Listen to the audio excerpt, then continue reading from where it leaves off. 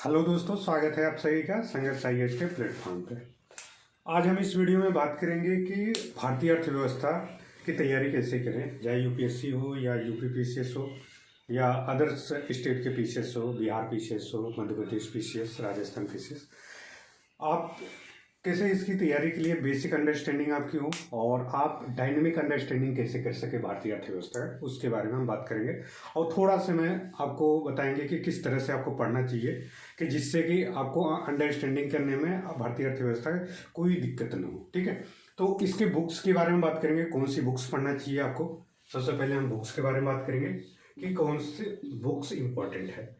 तो अगर इतना कर लेते हैं तो आपको चाहे यूपीएससी का एग्जाम हो या यूपी पीसीएस है, स्टेट पीसीएस के किसी के एग्जाम में, तो आपको बेसिक अंडरस्टैंडिंग रहेगी तो आराम से उसके क्वेश्चन को आप सॉल्व कर लेंगे। आपका एक भी क्वेश्चन गलत नहीं होगा और इससे बाहर क्वेश्चन भी आप छोड़ के नहीं आएंगे। ठीक है, बुक्स में आपको सबसे अगर बेसिक अंडरस्टैंडिंग सीखना हो तो भारतीय अर्थव्यवस्था के, तो आपको बुक्स में क्या पढ़ना है, एनसीईआरटी पढ़ना पड़ेगा, जो कि हमें एक माइक्रो इकोनॉमिक्स होती है, most important micro economic and macro. ये हेल्प करेगी आपको इकोनॉमिक्स के हर एक चैप्टर को अंडरस्टैंड करने में। ठीक है, जब तक आप इन दोनों बुक को, माइक्रो या मैक्रो, इनको सबसे पहले पढ़ेंगे, हम बता देंगे कैसे पढ़ना है इनको। और यदि आप हमारे तरीके से सीखते हैं तो आपको इकोनॉमिक्स की बहुत आसान तरीके से आप पढ़ सकते हैं, कोई ज़्यादा दिक्कत नहीं होगी। ठीक है, इसके बाद आपको संजीव वर्मा करके अच्छी बुक्स है, ये पढ़ सकते हैं आप। थोड़ा सा आपको डीपली पढ़ना है तो रमेश सिंह की बुक, थोड़ा से इसमें कुछ चैप्टर बड़े अच्छे दिए हैं रमेश सिंह के। कौन कौन से चैप्टर दिए हैं आप उसमें देख लीजिएगा, हम बता देंगे कौन कौन से चैप्टर अच्छे हैं। ठीक है, और आपको ये करने माइक्रो इकोनॉमिक्स में कैसे पढ़ना है, क्या चीज़ें आती है, और मैक्रो इकोनॉमिक्स में। ठीक है, हम थोड़ा सा चर्चा करते हैं इसके बारे में।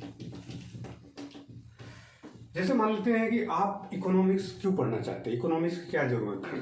इकोनॉमिक्स की सबसे ज़्यादा जरूरत होती है दोस्तों कि आपको कम से कम आपको इकोनॉमिक्स की सारी चीज़ें समझना जरूरी है कि भारत की जो जीडीपी है, भारत की नेशनल इनकम है, या प्रति व्यक्ति आय है, या बैंकिंग सेक्टर किस तरह से काम कर रहे हैं, आरबीआई का क्या रोल है, इन्फ्लेशन कैसे घटता बढ़ता है, फ्लक्चुएट किस तरह के कर रहे हैं, इसलिए इकोनॉमिक्स पढ़ना जरूरी है। ठीक है, हमारा देश विकासशील में आता है या विकसित देशों में आता है या अविकसित देशों में आता है, इसलिए इकोनॉमिक्स की जरूरत है कि हम किस कैटेगरी में आते हैं, पूंजीवादी हैं या मिश्रित अर्थव्यवस्था के अंतर्गत आते हैं, समाजवादी हैं, ये भी हमें जानना जरूरी होता है। ठीक है, नेक्स्ट हम बात करेंगे कि इसकी जो भारत सरकार की जितनी भी योजनाएं होती हैं, पॉलिसी होती हैं, इस सब भी हमें इकोनॉमिक्स ही सिखाता है। ठीक है, क्या किस तरह की सरकार सब्सिडी देती है, या डायरेक्ट सब्सिडी, इनडायरेक्ट सब्सिडी, ये सब सारे आते हैं। तो हम पहले देखते हैं इकोनॉमिक्स के जो माइक्रो इकोनॉमिक्स में स्टार्ट होता है, वहाँ पे सबसे पहले चैप्टर, या कोई यदि आप उत्पादन करना चाहते हैं, उत्पादन के लिए क्या जरूरत होती है, क्या चीज़ें सबसे मोस्ट इम्पॉर्टेंट होती है, बिना उसके नेसेसरी अगर वह चीज़ नहीं हो, वह वस्तु नहीं हो, तो आप उत्पादन नहीं कर सकते। एक फार्मूला हम बनाए हुए हैं जिसको आप इस बहुत आसान तरीके से इसको सीख सकते हैं। इसका नाम है LICLO। इसके जरिए आप उत्पादन की सारी विशेषताओं को हम बताएंगे। L मीन्स होता है लैंड, और I से एंटरप्रेन्योर, और C से कैपिटल, और L से लेबर। ठीक है, आपके पास लेबर होना चाहिए। तो लैंड क्या होता है, लैंड हमें बिना लैंड के आप कोई कंपनी नहीं बना सकते हैं, और एंटरप्रेन्योर नहीं होगी तो उस कंपनी को संचालित कौन करेगा, कैपिटल नहीं होगा तो फिर वहां पे कंपनी में मशीनें नहीं होगी, पैसे नहीं लगाएगा तो कंपनी कैसे बनेगी। ठीक है, लेबर नहीं होगा तो फिर भी कंपनी नहीं संचालित होगी।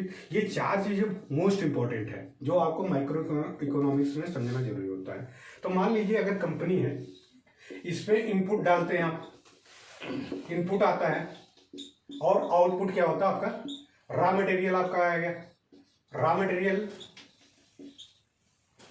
आपका इनपुट में आएगा और जो मैन्युफैक्चरिंग होकर पदार्थ बने, उत्पादन बनेगा, वो आपका एक प्रकार का अलग से नया मटेरियल बनेगा। ठीक है, तो इनपुट के लिए क्या करना पड़ता है, आपको लैंड होना चाहिए, आपका इंटरप्रेन्योर होना चाहिए, आपका ये कैपिटल होना चाहिए, लेबर होना चाहिए। ठीक है, अब रॉ मटेरियल मान लीजिए आपने गेहूं लाया, गेहूं से ब्रेड बनाना चाहते हैं, तो क्या करेंगे, पहले गेहूं पर देखिए सरकार की यहाँ पे कई सारे रूल होते हैं, आप यहीं से सीख सकते हैं सरकार किस तरह के टैक्स लगाते हैं। तो आप टैक्स देख सकते हैं, इनडायरेक्ट और डायरेक्ट टैक्स किस तरह के लगाते हैं सरकार, टैक्स के बारे में, सब्सिडी किस तरह की देती है। तो सरकार जैसे आपने रॉ मटेरियल लाया, प्रोडक्ट लाया, प्रोडक्ट पे भी सब्सिडी देती है और प्रोडक्ट पे भी टैक्स लगाती है। अब उसको देखना है कि इनपुट पर कितना है। ये देखिए, एक तो होता है फैक्ट्री कॉस्ट, ये भी यहाँ से सीख सकते हैं आप, क्योंकि फैक्ट्री में जाता है तो फैक्टर का कास्ट देख सकते हैं। और जब ये फैक्ट्री से निकल के कोई उत्पादन मार्केट में जाता है तो वहां पे मार्केट प्राइस देखते हैं। ठीक है, और ये प्राइस जो मार्केट प्राइस का फ्लैक्चुएट होना किस पे डिपेंड करता है, ये हम दो तरीके से सीख सकते हैं। पहला हम कांस्टेंट देख सकते हैं कि जैसे कांस्टेंट हमारा एक प्राइस वहाँ पे कांस्टेंट एक मान लेते हैं 2012 माना है सरकार ने कि 2012 में कि किसी वस्तु का कितना प्राइस है और अभी मौजूदा समय वर्तमान समय में कितनी प्राइस है, इस हिसाब से हम फ्लक्चुएट कितना करता है प्राइस किसी भी वस्तु का, हम ये यहाँ पे गणना कर सकते हैं। इस अगर यहाँ से स्टार्ट कर लेते हैं आप LIC से, और ये पहले लेबर, फिर एंटरप्रेन्योर, कैपिटल, फिर आपका ये लेबर, यहाँ पे लैंड हो गया, लेबर हो गया लास्ट में। ठीक है, इसके बाद अब जो मार्केट में आती है चीजें, उसको कैसे किस तरह से वो फ्लक्चुएट करती है, उसके दाम कैसे निर्धारित होता है और उसमें प्राइस में क्या किस तरह की चेंजिंग आती है और इन्फ्लेशन कैसे बढ़ता है, ये भी यहीं से आप सीख सकते हैं। जैसे मान लीजिए उत्पादन अब हुआ, उत्पादन कोई चीज हुई, अब उसके क्या करेंगे, हम मार्केट में लाएंगे, मार्केट में लाते हैं तो DSP के अकॉर्डिंग होता है। डी मतलब डिमांड, यस मीन्स होता है सप्लाई और P मीन्स होता है प्राइस। अब ये तीनों एक दूसरे के क्या होते हैं कि फ्लक्चुएट करते हैं। और यदि मान लीजिए प्राइस क्या हो, कांस्टेंट हो, प्राइस अगर कांस्टेंट है तो क्या होगा, प्राइस कांस्टेंट है तो डिमांड जैसे जैसे बढ़ेगी सप्लाई वैसे वैसे बढ़ाया जाएगा। ठीक है, और क्योंकि देखिए कंपनी, कोई भी एंटरप्रेन्योर हो, कोई भी बिजनेसमैन हो, वो क्या करता है, उसकी कौन सी नीतियां होती है, बेनिफिट की, लाभ की होती है दोस्तों। ठीक है, बिना लाभ के कोई भी व्यक्ति अपनी कंपनी नहीं संचालित करेगा। ठीक है, तो उसके लिए क्या करता है, जैसे जैसे लोगों का डिमांड होता है, कंज्यूमर का, कोई भी प्रोडक्ट है, सप्लाई वैसे बढ़ती है, तो प्राइस अगर कंस्टेंट है, ठीक है, बाय द वे सप्लाई कम होगी, डिमांड ज्यादा हो गया, प्राइस क्या है, फ्लक्चुएट कर देगा, इंक्रीज कर जाएगा। पता चला कि सप्लाई बहुत ज्यादा होगी, प्राइस क्या हुआ, कम हुआ, तो डिमांड भी कम होगी, तो क्या होगा, नीचे आएगा। यहां से आप सीख सकते हैं इन्फ्लेशन कैसे बढ़ता और घटता है। आप यहां से सीख सकते हैं रिसेशन की प्रोसेस कैसे होता है। रिसेशन मीन्स एज ए मंदी कैसे चलता है। अगर बहुत ज्यादा सप्लाई हो गई, डिमांड कम है और प्राइस भी बहुत कम है, तो क्या होगा, वस्तुएं मार्केट में आएगी, कोई लेगा नहीं, तो ऐसी कंडीशन में क्या होगा, आपका तो मंदी की स्थिति होगी, लोग रोजगार खत्म होगा। क्योंकि जब बहुत ज्यादा अगर सप्लाई कर दी है कंपनियों ने, तो क्या करेगा, वहां के जो लेबर हैं उनके पास काम नहीं होगा ज्यादा काम बनाने के लिए, क्योंकि डिमांड तो है नहीं। जब तक डिमांड नहीं होगा तब क्या होगा, सप्लाई तो होगा नहीं। तो ये यहां से आप सीख सकते हैं टोटल सारी चीजें।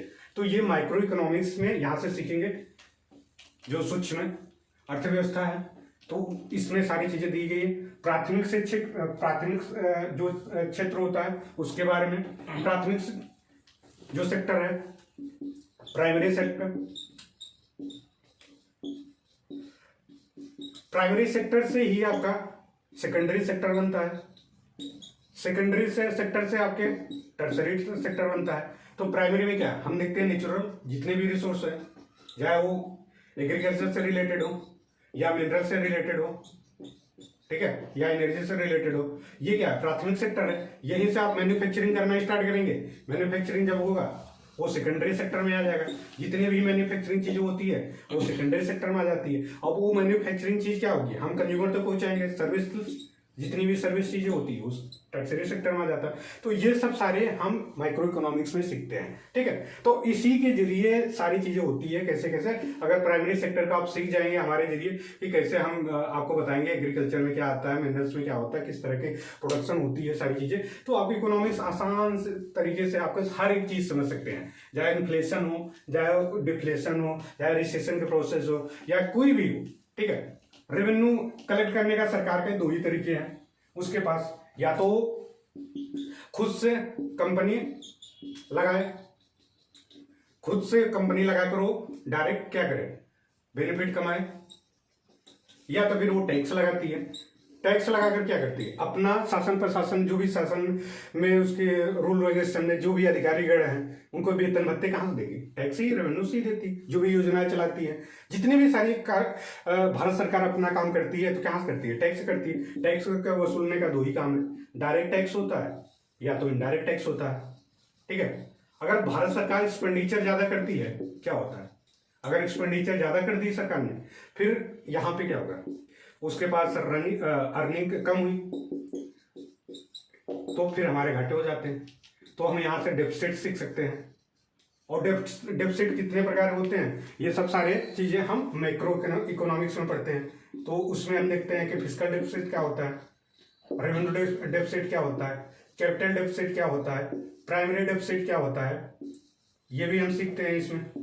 देन हम सीखते हैं आपका कि ये इफेक्टिव डेफिसिट क्या होता है, सरकार बजट कैसे पारित करती है, बजट का क्या रूल रेगुलेशन है, ये सब भी हम इसी चैप्टर में देखते हैं, ठीक है। इसके बाद सरकार का जो व्यापार होता है या भारत का व्यापार जो होता है, बीओपी वाला चैप्टर बैलेंस ऑफ पेमेंट देखते हैं, एक देश के दूसरे देश से कितनी चीजें निर्यात हुई, आयात हुई, ये सब सारी चीजें हम देखते हैं बीओपी में, ठीक है।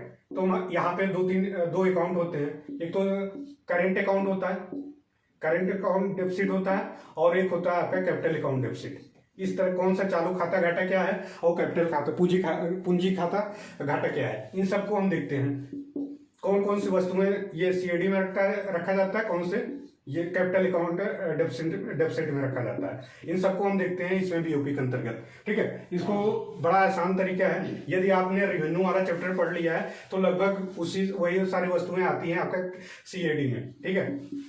हमने देखेंगे यहाँ पे दृश्य विजुअल वाले जो आइटम्स हैं, दृश्य आइटम और अदृश्य वाले आइटम। अदृश्य में सेवाएं आ जाती है, दृश्य में वो आ जाते हैं जो हम मैन्युफैक्चरिंग करते हैं, ठीक है। तो हमारी जो ये कस्टम ड्यूटी होती है, सीमा शुल्क होता है, या फिर हम तटी कर लगाते हैं, कोस्टल ड्यूटी, तो वहां पे यही वस्तुएं का आदान प्रदान एक देश से दूसरे देश पे होता है, चाहे हमारी प्राइवेट कंपनियां हो या पब्लिक कंपनियां हैं।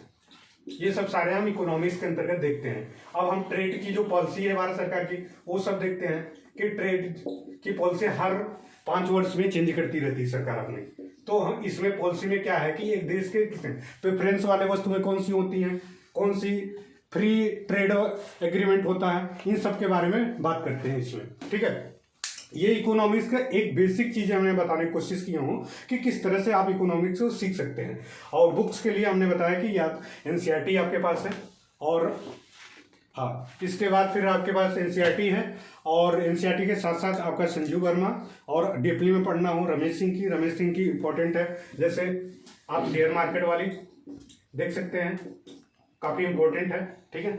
शेयर मार्केट उसमें काफ़ी अच्छा दिया है। इसके बाद आपके अन्य आप इंटरनेशनल जितने भी ऑर्गेनाइजेशन होते हैं उन सबको भी अच्छे से कवर किया है, ठीक है।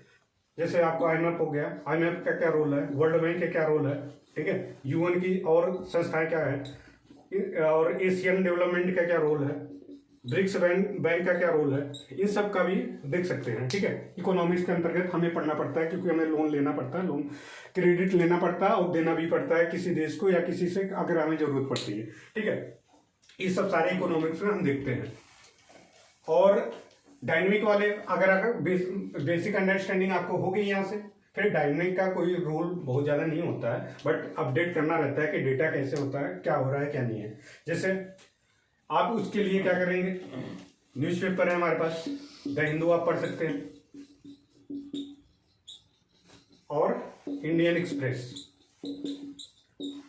या फिर हिंदी मीडियम का है तो हिंदी मीडियम के लिए जो आप एक दैनिक जागरण नेशनल आती है उसमें पढ़ सकते हैं, या तो फिर इकोनॉमिक जो टाइम्स करके एक हिंदी में आती है उसको आप पढ़ सकते हैं। ये 2 पेपर हैं इकोनॉमिक्स से कलेक्ट करने के लिए, या फिर मैगजीन भारत सरकार की जो आती रहती है इकोनॉमिक्स से रिलेटेड वो सब पढ़ सकते हैं, ठीक है। या भारत सरकार की बहुत सारी वेबसाइटें हैं, आप व्यापार कॉमर्स वाली पे, फाइनेंस वाली पे, फाइनेंस की जो वेबसाइट है वहाँ पे जाकर आप चीज़ें देख सकते हैं कि क्या चल रहा है क्या नहीं चल रहा है। मेन तो ये द हिंदू और इंडियन एक्सप्रेस से आप कवर कर सकते हैं, जहाँ आपको पर डे सारी चीज़ें इकोनॉमिक्स से रिलेटेड एक सेक्शन होता है इकोनॉमिक्स का, वहाँ पे देख सकते हैं, ठीक है। यूपीएससी खास करके आपको जो एग्जाम में क्वेश्चन पूछता है तो डायनेमिक टाइप रहते हैं, करंट रहते हैं, अंडरस्टैंडिंग बेस रहता है। बट अन्य एग्जाम के जो प्रीलिम्स के क्वेश्चन होते हैं उसमें आपको ज़्यादा फैक्चुअल रहते हैं और बेसिक अंडरस्टैंडिंग पे रहते हैं, ठीक है।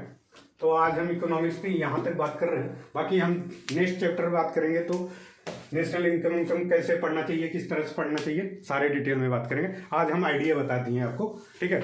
और मेरी कोशिश है कि आपको सरल शब्दों में, सरल भाषा में और सरल तरीके से चीज़ों को समझाना और याद करना, जिससे कि आपका एग्जाम में, आपके टारगेट में, आपके लक्ष्य में हमारी टीम के जरिए आपको बहुत ज़्यादा योगदान हो, जिससे आपका लक्ष्य की प्राप्ति हो। और इसमें हमारी बहुत खुशी होगी, हमारी टीम की बहुत खुशी होगी। हम चाहते हैं कि आप थोड़े से लाइक करें, सब्सक्राइब करें और शेयर करें, जिससे कि हमें मोटिवेट होते हैं। और कोई भी क्वेश्चन हो इकोनॉमिक्स से रिलेटेड या किसी भी सब्जेक्ट से रिलेटेड आप मुझे कमेंट करें, हम उसके जवाब देंगे, उस पर वीडियो भी बनाएंगे। आप जरूर कमेंट करें, हम वीडियो जरूर बनाएंगे, ठीक है। Thank you so much.